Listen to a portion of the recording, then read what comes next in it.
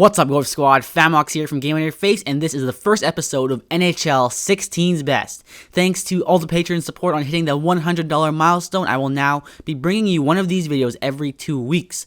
For those that are unfamiliar with this series, it's pretty much just top 5 lists for HUT cards in different categories. For this first episode, we're looking at the top 5 centers that you can get for $50K and under. I also want to note that I started this video about a week ago, so if the prices start to come down a bit with the Movembers, then these prices may not be the most accurate, but I guess that would be a good thing.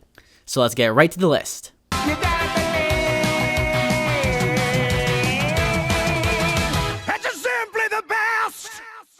Starting it off with the current average price of $40K, we have Ryan Kessler.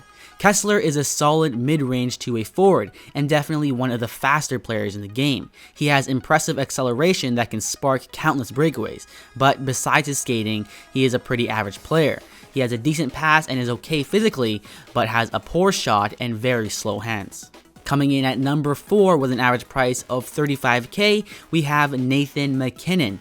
I already did a full review on MacKinnon, and he got a decent grade at 75%, but what holds him back here is his poor face-offs. This is a list for centermen, and taking draws is a key factor. However, he is a highly skilled playmaker, and had no problem threading a pass in a tight situation to set up a tap and goal. He is also blazing fast. Unlike Kessler, he didn't have great acceleration, but once he hit his top speed, he is much faster. Unfortunately, his shot was very underwhelming, which almost has him locked as a designated passer. Third spot on the list with a current average price of $30K goes to Joe Thornton. I think Jumbo Joe is one of the most underrated players in this game. He's a huge player at 6'4", and is quite hard to knock the puck. His size also contributes to his ability to win draws, and I'd say he is the best face-off man on this list.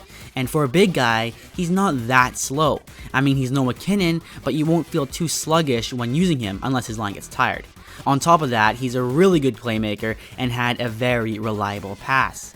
His weakness came in his bad shot and terrible deking. Claiming number 2 on the list with his current average price of $30K is David Backes. Now, I gave Backes the second spot, but he's actually very close to Thornton.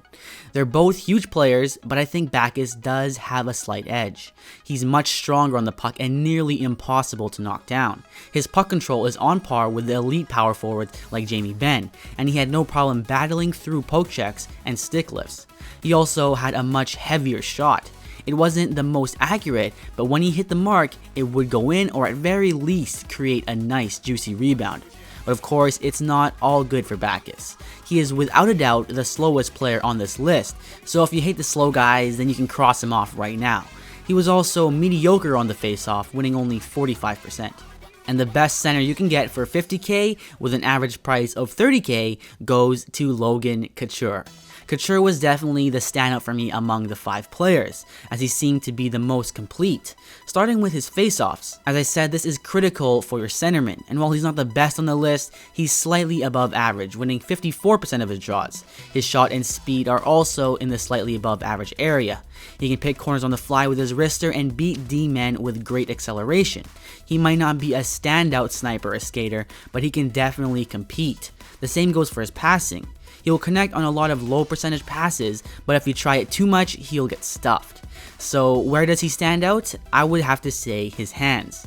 Not only are his dekes fast, but he has amazing puck control, so he can dangle through a crowd and still come out with the puck. And on top of it all, he is great defensively and easily intercepted opposing passes. His only real weakness is his physicality, as it didn't take much to knock him down.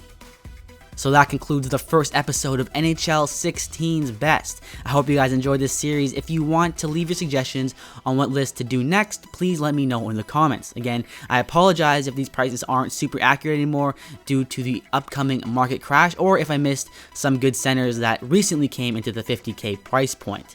It's just bad timing with the Movembers coming out. But that's it for this one. I really hope this helped at least some of you out, and if it did, I would love it if you left a like and subscribe if you're new to join the Ghost Squad, where I provide in-depth reviews so you can make informed decisions. I'm Famox, and I'll see you in the next one.